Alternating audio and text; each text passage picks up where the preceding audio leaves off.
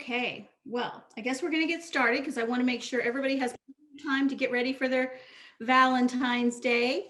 So the main reason that we're doing this theme today, of course, is because this coming Tuesday, the 16th, is Mardi Gras, also known as Shrove Tuesday. So I looked it up a little bit because my love for New Orleans and Cajun food came when I got to travel to New Orleans through my work with WPSU. Several colleagues and I got to go to the PBS annual meeting in New Orleans. And it was a fabulous trip, and we got to try great food. And I fell in love with beignets, which I knew I would, because I mean, who doesn't love fried dough, right? So I just wanted to give you a little bit of background. Mardi Gras hasn't always been there. It is Fat Tuesday or Shrove Tuesday because it's the day before Ash Wednesday, which marks the beginning of Lent for Christians. And Fat Tuesday is the day to eat, drink, and pretty much do anything and everything you desire before the beginning of the fasting occurs during Lent. And if you're in New Orleans, you'll know what I mean by do anything. It gets a little wild and crazy down there during Mardi Gras. Some places in New Orleans, some places including New Orleans, consider Mardi Gras an entire season spreading from the 12th night of Christmas, which is also known as Epiphany, around January 6th, through the actual Fat Tuesday. So they have several weeks of this revelry. Mardi Gras history in Louisiana stretches all the way back to 1699, when French-Canadian explorer Jean-Baptiste de Benneville claimed a plot of ground about 60 miles south of New Orleans and named it Pointe de Mardi Gras. So New Orleans itself was established in 1718, and by the 1730s, Mardi Gras was celebrated openly in New Orleans, but not with the parades that we know today. It wasn't until the early 1740s that Louisiana's governor established society balls that became the model for the New Orleans Mardi Gras balls of today. And the earliest reference to Mardi Gras Carnival was in about 1781. So that's how we get the Mardi Gras we see today. As most of you may know, unfortunately, due to the virus, New Orleans has had to not hold Mardi Gras in the traditional sense this year. They're doing a virtual Mardi Gras, and it's interesting if you want to look it up. People are decorating their houses and their yards, even more, their cars, just to get into that Mardi Gras spirit because they can't do the traditional parades. So we're going to start off today with our Cajun shrimp and cheesy grits, and they are very, very good. We've made them a few times recently, and we really like this recipe. So in order to kind of get everything prepped before we move to the stove, I'm going to just cut up a few of the last vegetables I need to work on. So one of the things, we'll start with the vegetables because I want to do that before I get the meat involved. So I'm using a red pepper, which is what is in the recipe, and I'm going to just cut it. You can dice it as small as you want if you want to kind of hide it from your kids. But we in my house like the red pepper, so we're not going too small with ours, maybe 1-inch pieces. Then I'm also doing my green onion, and it does call for more in the recipe, and that's fine. We're just not as big on green onions, so you can put as much or as little in there as you like.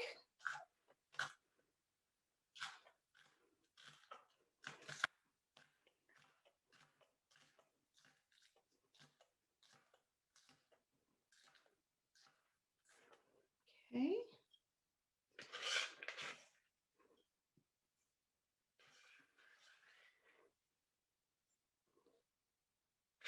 Now, one of the things that makes this recipe so delicious is that there is some bacon involved. So what I tend to do is take the slices of bacon out of the fridge, and while they're still good and cold, they're a lot easier to cut. So I kind of cut mine. Oh, so they're saying they're having some issues seeing you with the cutting. So you just can't forward see. A bit. Oh, okay. You see better? Is that better? Okay. Now I'm just going to use a good sharp knife to just kind of cut it into pieces so that when we get over to the stove to fry it up, it's going to cook a little quicker and it's going to crisp up a little bit better because it's already in small pieces. I used about 4 slices of bacon. I know the recipe calls for 6. And again, that's something you can add or subtract to your own taste. Another thing I did, because I know there are people who are not fans of seafood and shrimp, is I did mention that you can substitute chicken or tofu in this recipe. And for our purposes today, I went ahead and cut up a chicken breast just into small pieces that I'm going to go ahead and fry along with my bacon, because it does take quite a bit longer than the shrimp does to cook. So I'm going to go ahead and cook that with my bacon. And my dish is actually going to be shrimp and chicken, Cajun shrimp and chicken, just to give you guys an idea of what the chicken will look like. I don't have any tofu, but those of you who are fans of tofu will know how that works. And I would assume you will just cut it up into small squares as well, if that's something you want to do. Now, while I go wash my hands a bit, Alex is going to move our computer over to the stove so you can watch me get this going.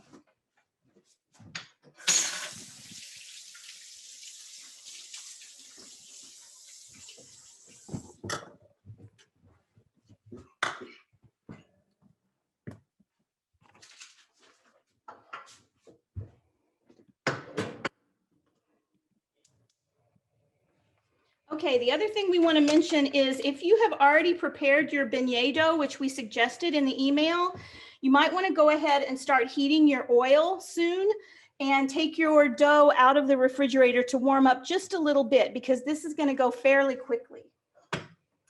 So I'm going to go ahead and put my bacon into my pan and let that start cooking. I'm going to go ahead and throw just a tiny bit of olive oil in here, over here on the side where I'm also putting my chicken in. There we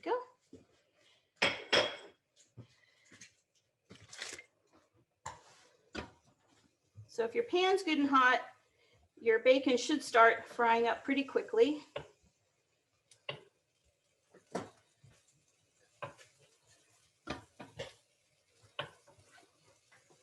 And while that is starting to sizzle, I'll tell you a little bit about the air fryer you can see here off to the side. That's what, sorry, deep fryer. We have an air fryer too, the deep fryer. The deep fryer, we kind of got specifically to do this because you can easily do it in a pan of oil. It's not a big deal, but we had some other ideas for stuff we wanted to try a deep fryer for. So we went ahead and got one. And in cooking the beignets this week, it worked really, really well. So they're pretty inexpensive. You can find them, you know, at Best Buy or Amazon or Walmart, many different places. They're not too expensive. So if you like to do a lot of deep frying, it might be something you want to look into. So our bacon is starting to fry up here, and we want to get it nice and crispy. Now we can kind of move things around, because that bacon dripping is going to be really flavorful and season our chicken as well.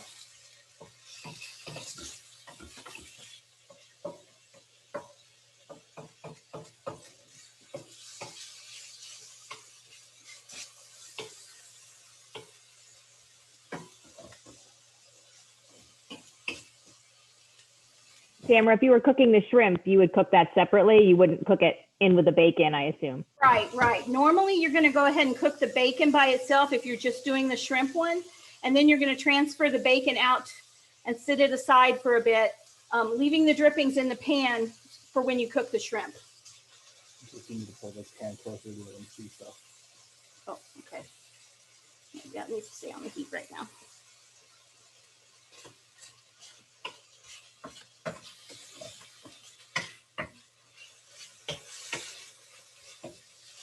Hope everybody's having a good Valentine's Day. I know my daughter and son-in-law brought the baby over to see us early this morning, and my driveway was pretty much a sheet of ice, according to them. So I hope you were all safe and didn't slip on the ice this morning.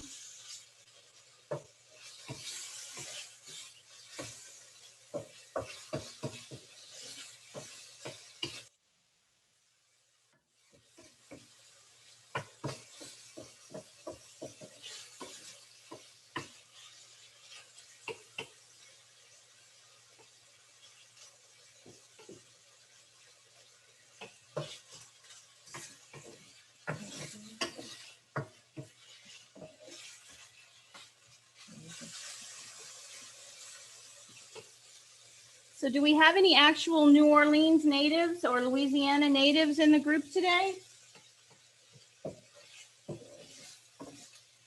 Is everybody just a convert like me?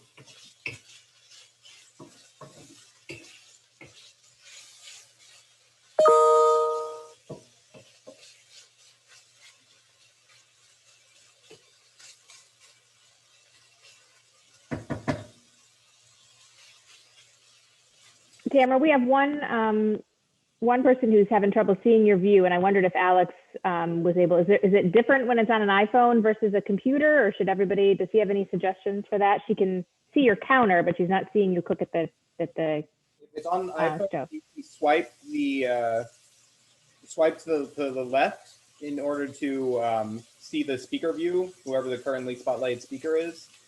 And if you are on a computer, there is a button that should say like gallery view. And if you click on that, it'll switch it to speaker view.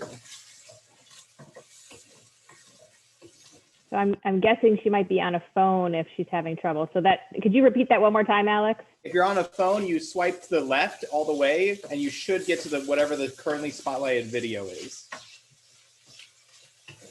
Thank you.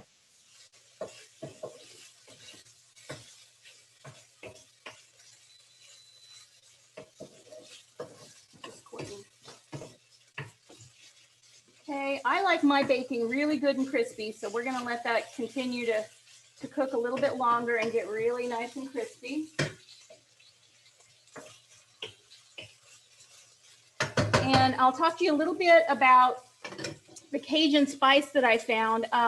Since I'm not a native Louisianan and I don't have a lot of Cajun seasoning in my kitchen normally, I did go out and just look for some basic Cajun spice. So this is called Kickin' Cajun. It's just from Wegmans, and I'm sure you can get it in lots of different brands, just a Cajun seasoning or Cajun spice.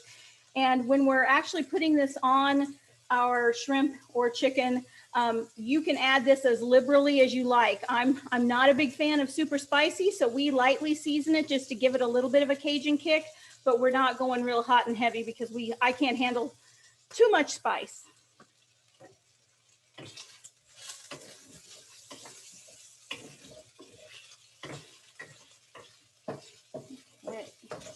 Add down the shrimp too.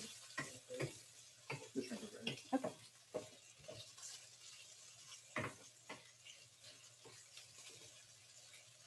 Continuing to cook that bacon to get it nice and crispy, and the chicken along with it. And then once we've got that where we want it, we're gonna pull it out onto a plate and set it aside. But we're also getting a lot of nice bacon grease here, which is gonna be a big part of the flavor of our shrimp dish.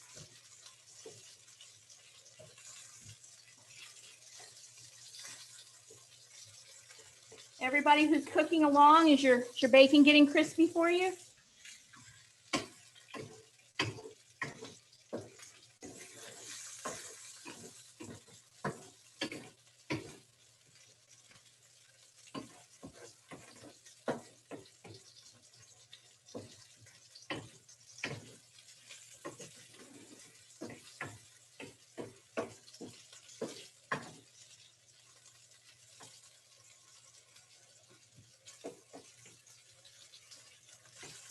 I wouldn't put any salt on this because we all know bacon's pretty salty. And so I think the bacon grease and all is going to season the chicken just fine. If you like, you could put a little pepper on there maybe if you want. But I think it's pretty good like this. All right, my bacon is almost there. Just see a few little white spots.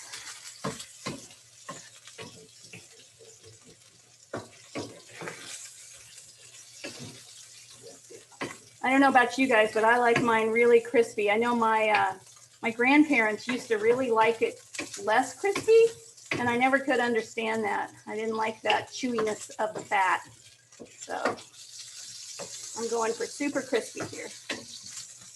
And this way also I know my chicken is good and done because it's browning too.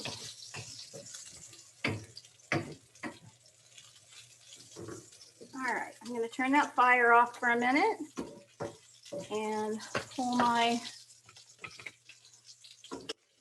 bacon and chicken out onto a plate to wait until we get everything else ready to put it back in.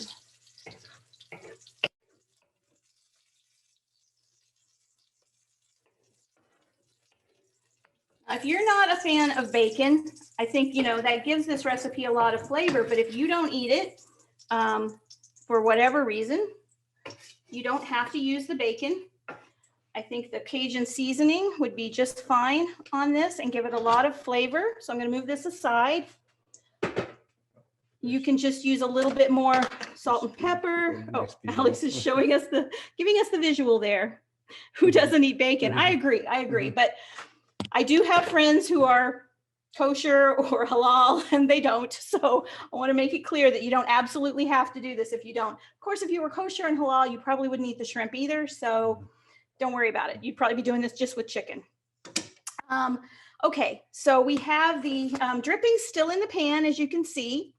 And now we're going to put a little bit of butter in there along with it and turn my heat back on a little bit.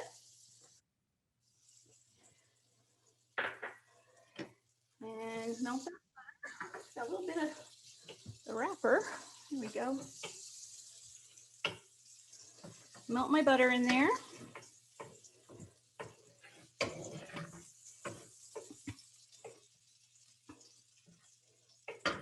Okay, Alex, you want to hand me the shrimp? I think those of you who've been with us for a few months know that my sous chef and technical assistant here is my son, Alex. So you'll hear me referring to him a lot.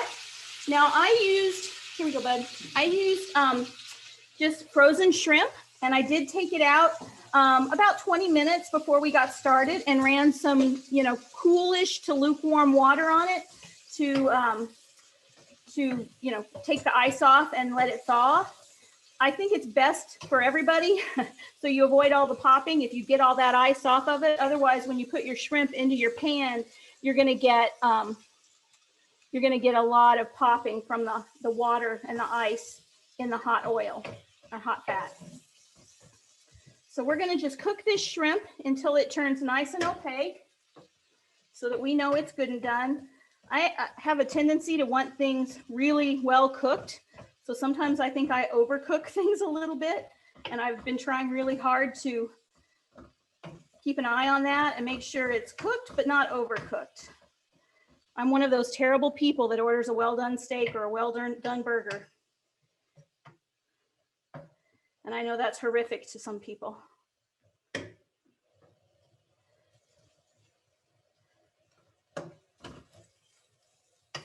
Now we also, we used about half a bag of the shrimp, the frozen shrimp that we got. If you want to, pick up fresh shrimp, sometimes what we do is count out the shrimp so that we know exactly how many are available for each person when we're serving this dish up. Tonight, we just used about half a bag, and we're going to have leftovers anyway, so it doesn't really matter. Are those large shrimp, Tamra? And is half a bag about a pound or a pound and a half? What that bag was? Not sure. It was the large peeled and deveined shrimp. Yeah, large peeled and deveined. I would say we've got probably a pound. 25 shrimp here. You want to look at the new bag and see how big a bag is? We have another bag. He can go get that and look to see how much a full bag is. So with these shrimp, even though I'm using a fairly large and wide pan, I am kind of having to look at the shrimp and turn them to make sure both sides touch the surface to get a nice, not only a nice, amount of heat on it to make sure it's cooked through on each side, but also so it's laying in that really flavorful fat and juice there and butter. The large bag says about 70 per bag, so there's probably like 30 or so. Okay, about 30. And how many pounds was it? Oh, it didn't say. Well, he didn't look to see. Okay, it's about 30, we think, is what I'm cooking right now.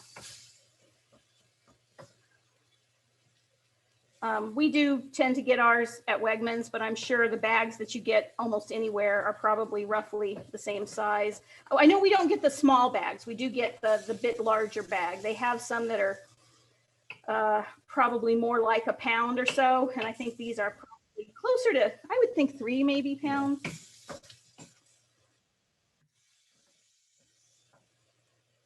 Okay. The shrimp is getting close to being done here, I think. And a few more that need to flip over to brown the other side a little bit. Everybody following along okay? Anybody need us to slow down or speed up?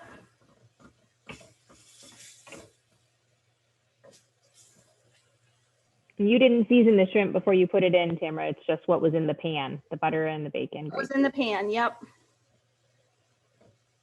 Now that it's kind of cooked where I like it, I know it's kind of hard to see, but you can kind of tell that you're getting some of those bacon drippings and some of the brownness off the bottom of the pan is kind of seasoning the shrimp also. But now is the point where I'm gonna shake on a little bit of my Cajun seasoning, just enough to give it some flavor. As I said, I'm not super into hot and spicy. So if you are, go ahead and lay it on, or put even more spices on there if that's what you like.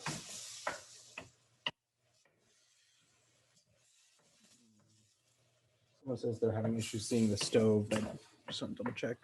It does seem to be on spotlight. Everybody else can see the stove, right? We still have a couple people saying they're having trouble with it. Maybe just have Alex repeat one more time for the 2 different ways to switch it, because people come in after the fact. Right. Well, this person said they are on speaker view and they're seeing the overhead still. Let me just try and stop the spotlight and restart it. All right. Does that help anyone? That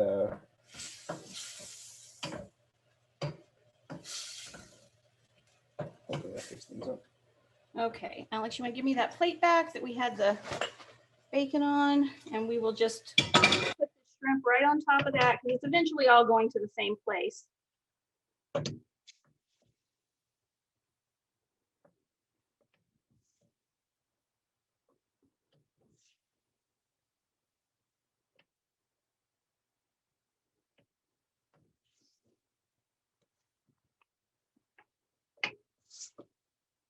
It might have been from some people enjoying it. Yeah.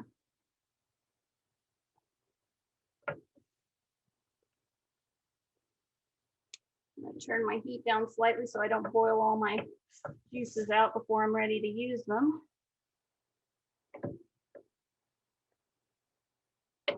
Almost there. Okay. All right, now we got a nice plate of shrimp and chicken and bacon, all ready to sit aside for a bit. Okay, next up, we are going to add in our garlic, our bell pepper, parsley, and green onion. So here's my bell pepper. I chose to use a red one. And my green onion. And let's go with the garlic here. I use a garlic press. If you don't want to do that, you can obviously go ahead and use a knife and just chop your garlic. But we use a lot of garlic in our house, so we like having this garlic press and using it. And as I'm pressing, I press a little bit along the way, and then I cut it off with a knife. Then I press a little bit more and cut it again. And now I'm kind of getting the edges and the sides that are still left inside of my press. And I'm putting another clove in. And I crush that about halfway. Cut it off with my knife. Press again. And cut that off. And now I'm going to open my press back up and take whatever's left in there and just go ahead and add it in because it's pretty mushed and mashed up right now. And again, if your family is a big fan of garlic, feel free to use more. If not, feel free to use less, whatever works for you. Okay, turn that back up a little bit and saute these. Now, If you have fresh parsley, I don't right now. I'm using dried parsley, which is fine. It'll work just fine. Go ahead and put that in. I think fresh parsley obviously would have a little bit better taste and flavor, but it's winter and I don't have any growing right now and didn't see any at Wegmans this week. So we're using dry. Most of you are local, you know, the students officially came back this weekend because in-person classes start tomorrow. So the grocery stores here have been a little bit decimated for the last few days with all the students coming back and shopping for themselves. All right, we're gonna let that saute for just a couple minutes.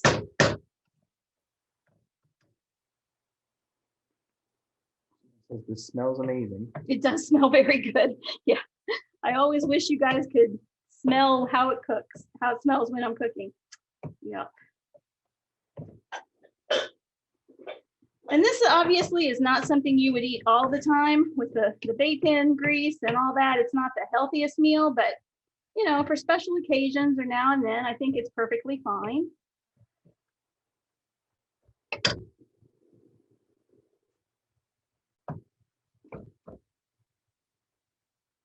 You could also, if you're trying to avoid butter, you could also use a little bit of olive oil instead of the butter. It's not going to have quite the same flavor and it won't quite brown things quite as well. If you don't have the butter is really what gives things a nice ability to brown a lot of times.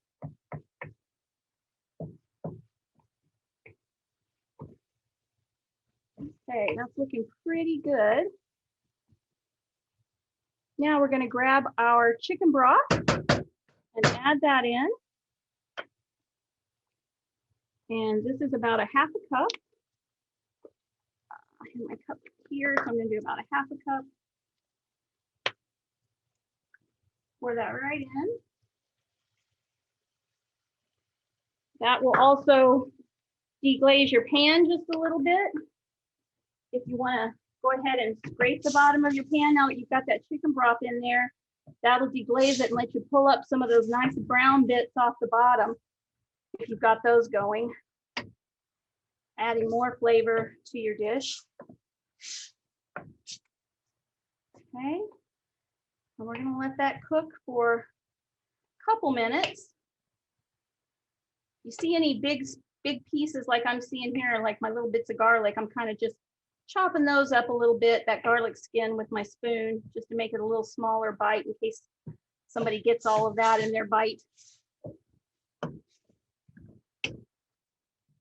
And this is just going to cook down slightly over the couple of minutes that you're letting go, and it's going to infuse all those flavors in that chicken broth.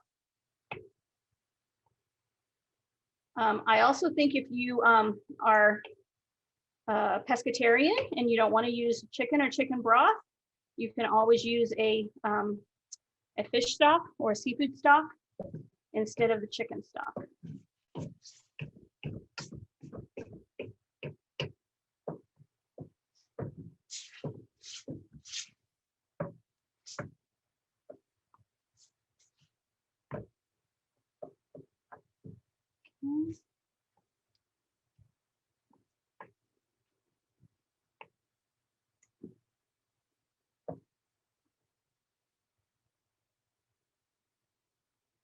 All right.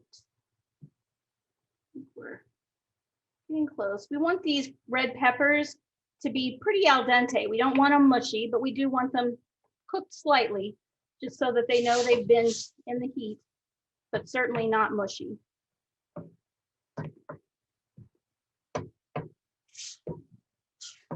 And you want that chicken stock to reduce, I'd say by, you know, maybe a third.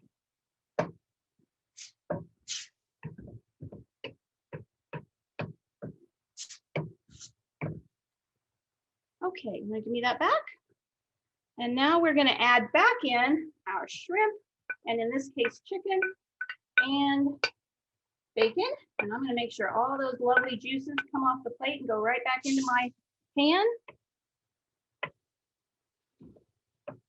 Oh my gosh, this smells so good. Lemon. Yep, just a minute. Get that all mixed in real nice. Let all those flavors come together and have a few minutes to get to know each other there.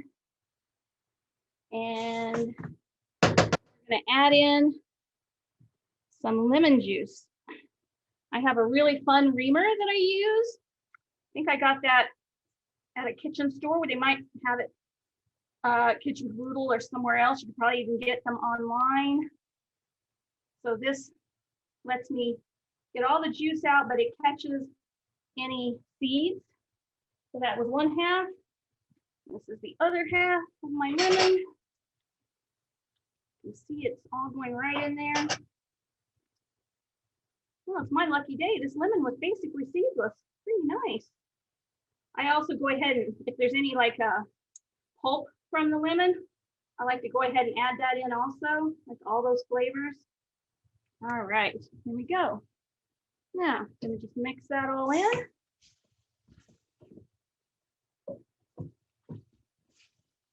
Everybody else doing okay?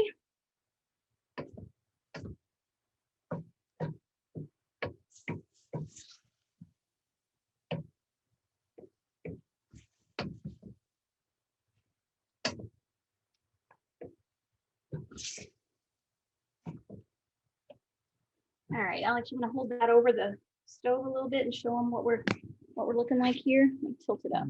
Yeah, there we go. You can see what we're doing. We've got a little bit of juice in the bottom, but not a whole lot. We want to have a little bit of juice that we can kind of spoon over the top once we get everything ready to go. So our dish here, this part of it, is pretty well done. And if you feel like you want to taste it and see if it needs additional salt and pepper, or if it needs any more of your Cajun seasoning, this would be the time to go ahead and do it before you sit it aside to rest while you're making your grits. So I'm putting some pepper in on mine, a little bit of salt, and I think we'll probably leave the Cajun spice where it is.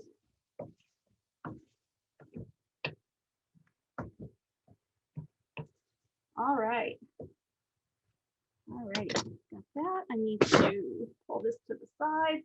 The pan I use is all metal, so it gets extremely hot. And I have occasionally made the mistake of not thinking about it and moving it with a bare hand, which is not a good idea. So I'm sitting that toward the back of my stove. And I'm gonna put a lid on it to keep it warm, because now the grits are gonna cook pretty quickly. All right. So we got that done, and now we're going to move on to the grits. I will say that when I have been doing this a couple times just to make sure I've got it exactly the way I want it, I have been starting with the chicken broth and milk and salt and pepper, of course, but I have been starting with 2 cups of milk and 2 cups of chicken broth. I know the recipe says 3, and I did find I added a little more milk in later, but I think you want to just wait and see how that goes. So I'm going to go ahead and turn my heat back on pretty high. And I'm going to add in my 2 cups of chicken broth into a good, large saucepan, I would say. There you go. 2 cups of broth. Someone said, I have 3/4 cup of evaporated milk from the beignet dough. Can I use that in place of the milk? That's not a question I feel qualified to answer. Anybody else know if that's a good substitute? I would think it would be fine. I just don't know for sure. I'm using 2% milk, but you should feel free to use whatever you have on hand and whatever your family prefers.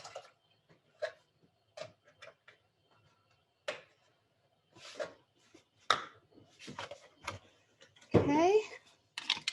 Give that a stir and get it mixed up.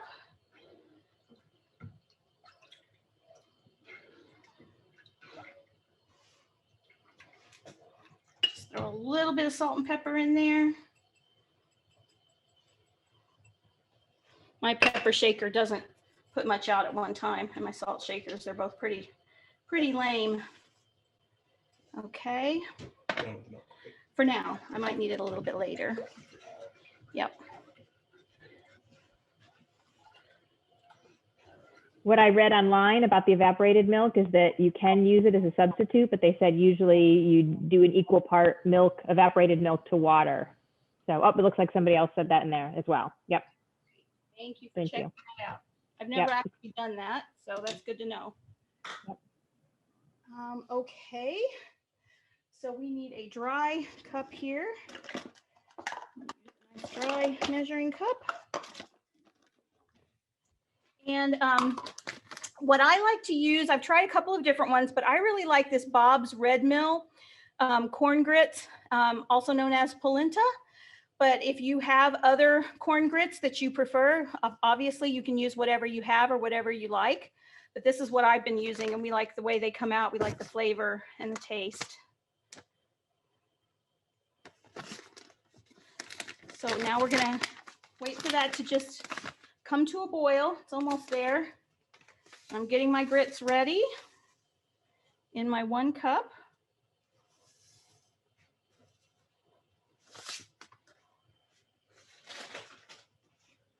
I also suggest you have a good whisk for this process. I have a really cool one that I love that I got many, many years ago and have never been able to find again, that has double whisks. Like there's an extra whisk inside with a metal ball that's heavy. I love the way this works, but I've never found it again. Wish I had a few of them. Okay, almost boiling. Make sure your salt and pepper's all mixed in there.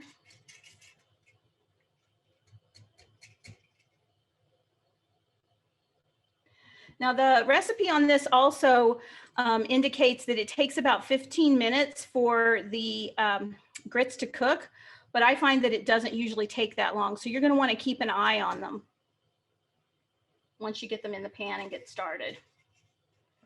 Probably should also mention if they're going to be frying the beignets, they want to make sure their oil's getting hot. Oh, right. So the next thing up we're going to do is the beignets. So if you are doing yours along with me, make sure your oil is up to temperature.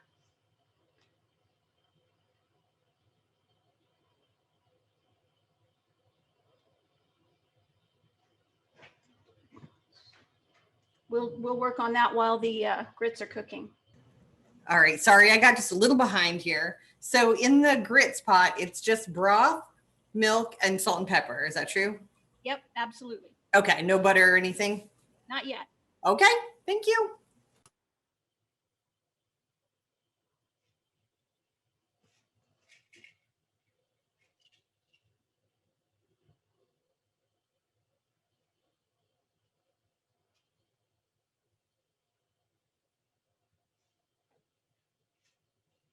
Another thing I'll mention as we're waiting for this milk to boil, because of course my watched pot will never boil, is that when you made your dough, if you made the dough or if you're going to make it in the future, it makes a lot of dough. If you don't have a lot of people who are going to eat this, you might want to cut that dough in half. It really makes a lot of dough, a lot of beignets.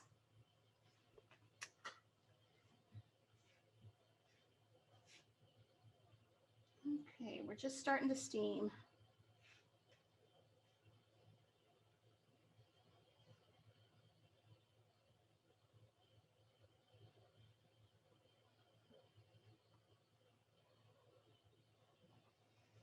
Alex, you want to pull the dough over maybe and move the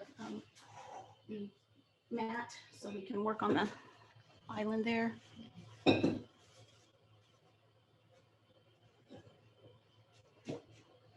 Wipe that counter down.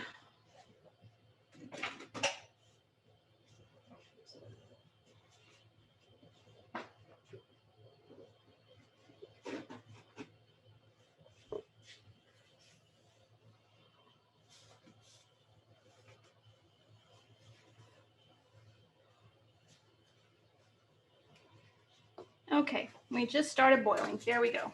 So I'm going to be stirring my liquid here in the pot with my whisk and slowly pour my grits in so that they have time to kind of get into that liquid and not clump up.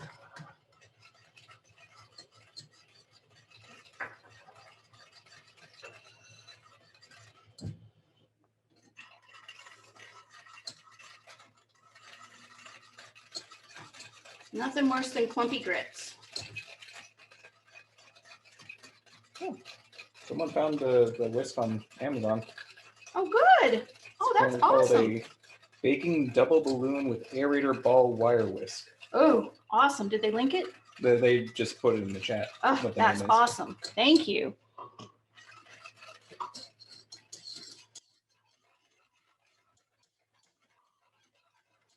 Okay, I'm just going to whisk these for a minute or so to make sure that they're not sticking together at all.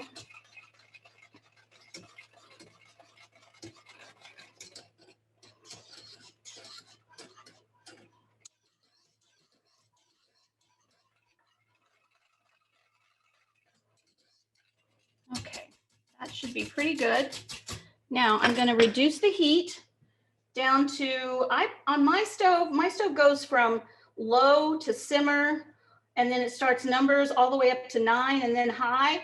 I'm going to keep mine right around 2 or between simmer and 2 and let it cook. So I'm going to turn this around here. And while Alex is moving the computer again, we will get the dough going.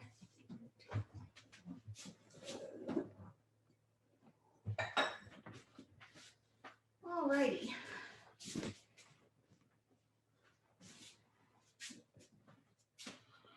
Okay. All right. Now we're back over here at the counter. We're going to go to the overhead. And what I have here is just a little bit of the flour that I had when I made my dough. I will say, let's go back to the dough. So I made my dough in my KitchenAid mixer, and it came out really well.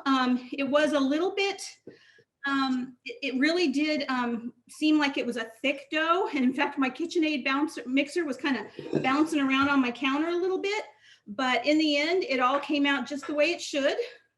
So I'm kind of taking a good handful out of my bowl of dough. Like I said, it makes quite a lot. And I'm kind of kneading it just slightly so that when I'm ready to put it on my counter, it'll be easier to roll. Now, as I said, with a little bit of the flour that I used to make the dough, which was bread flour, according to the recipe, and I did use bread flour. I'm gonna sprinkle my countertop lightly with this flour. Okay.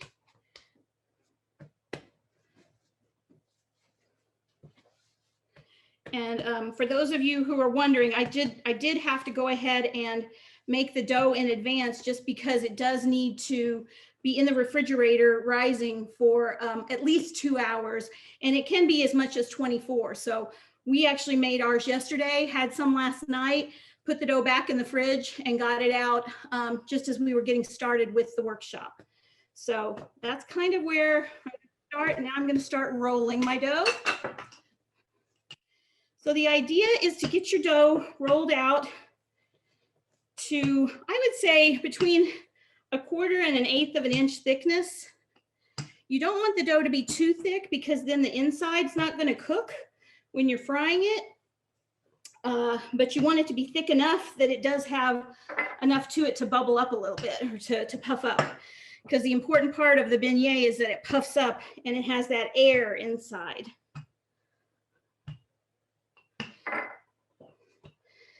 This is great exercise for your arms, getting this dough rolled out.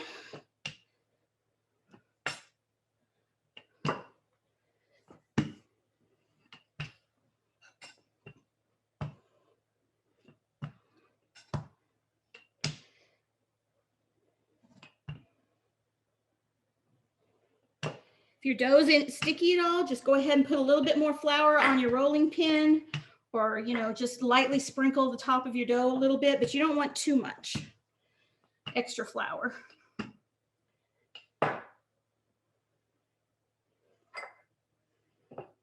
Okay, now, Alex, what's the question? Was there a comment or a question? Please tilt the camera to see the dough being rolled. Oh, is it not? I think it's in view, isn't it? Oh, was it someone might still be stuck on? What is this saying up here? Oh, just that it's spotlighted. Oh, okay. All right. Can most people go ahead and see the overhead view? Or is it, yeah. It should have switched the overhead view. If it hasn't, you might need to check your Okay. check your view setting to either, if it says gallery view or something, make sure it says speaker view. And Okay, now a traditional beignet is a square. So that's the goal is, I used a pizza cutter and this worked so well, amazingly well. So you're not trying to use a knife to cut it. So I'm using my pizza cutter, as you can see. And I just went ahead and tried to make take this excess off to make kind of a flat edge. So we have some squares here to go with. Now about a 2-inch row is a good length or good width. And then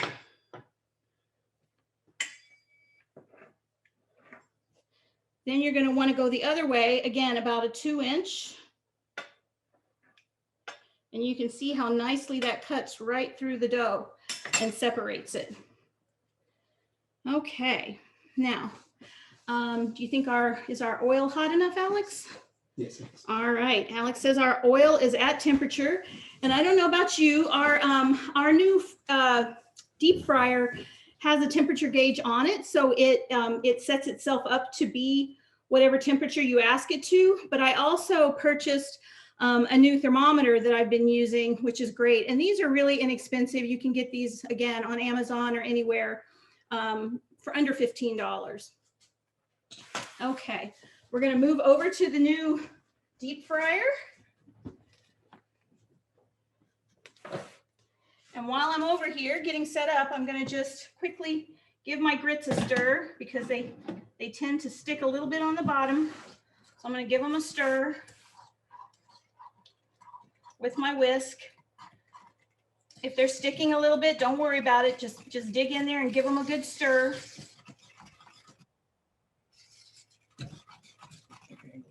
There we go. Got the grits stirred up. Now we'll go ahead with the beignets. All right, so our beignets are, like I said, maybe 2 inches squares. And we have these nice baskets in our deep fryer, but if you're just using a pan that you're putting your oil in, that's fine. You just want to be careful when you drop your dough in there that you don't burn yourself. They're not gonna crackle or pop. So there we go. And I'm not overloading my little baskets. I'm only putting about 3 beignets in each basket so that they're not overloaded and they don't feel crowded. And as you can see, you can start to see they're popping up to the top there.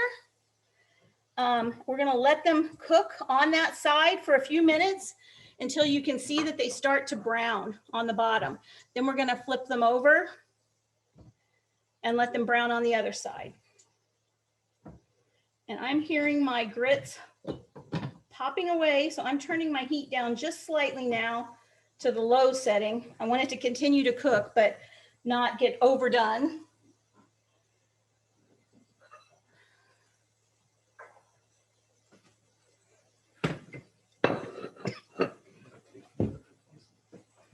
Okay.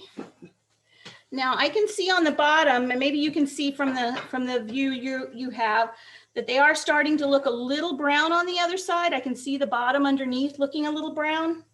So I'm going to take one and flip it just to see. It looks pretty good. Flip this one over. There we go. So now my little pillows are brown on top. Get them all flipped over there. And let them do that on the bottom as well. Another thing I read was with the same dough that you've made your beignets with, you could also use that to make cinnamon rolls. So if you've got excess dough and you don't want to make more beignets, use it to make yourself some cinnamon rolls.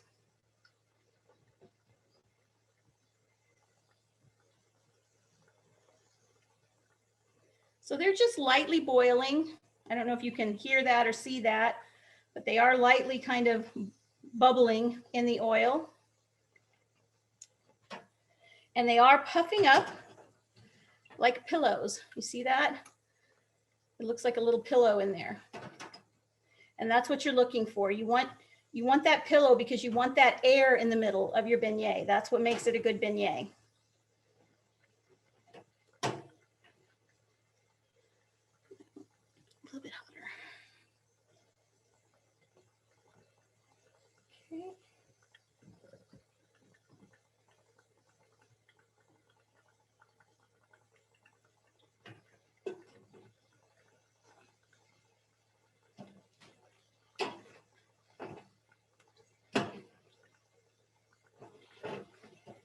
Now, while you want them to be nice and brown, you don't want to burn them, but you do want to make sure that they have had ample time to cook in the middle.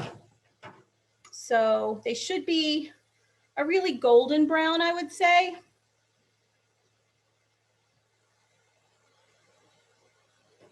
And Alex has a plate here for me to put them on with a paper towel on it to drain them. Okay. Oh, they're very pretty, aren't they? Yeah. Okay. So we'll take these over here. Do you want to take the view while you do the grits? Yeah, we'll do that. We'll leave the camera or the computer right here so that you can take a peek at the grits with us. So I'd say my grits are close to being done. See, they're still loose, but they do kind of stick in my utensil just a little bit in my whisk. So they're almost ready. Oh, I thought you had to wait for that to cool, don't you? Or do you not? Don't know. But... Oh, okay. All right. All right. Okay, those are really close to being ready. So now is the point where we would add in our butter. That was 3 tablespoons of butter. Go ahead and whisk that in as it's continuing to cook.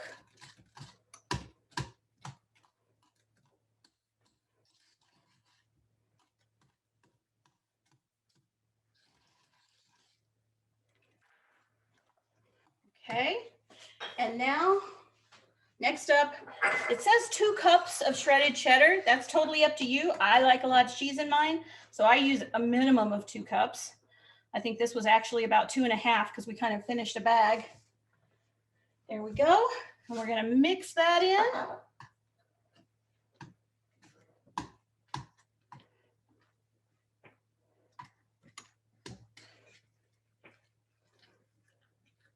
Alex, can you come pull this over the top so that it you can see how the cheese is melting into the grits there?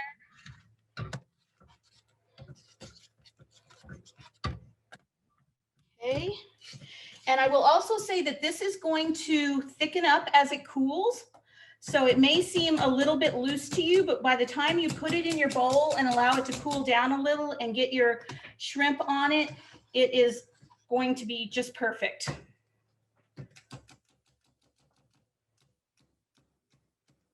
Now this is also the point where I would go ahead and grab a spoon and give it a taste just to make sure you don't need additional salt and pepper.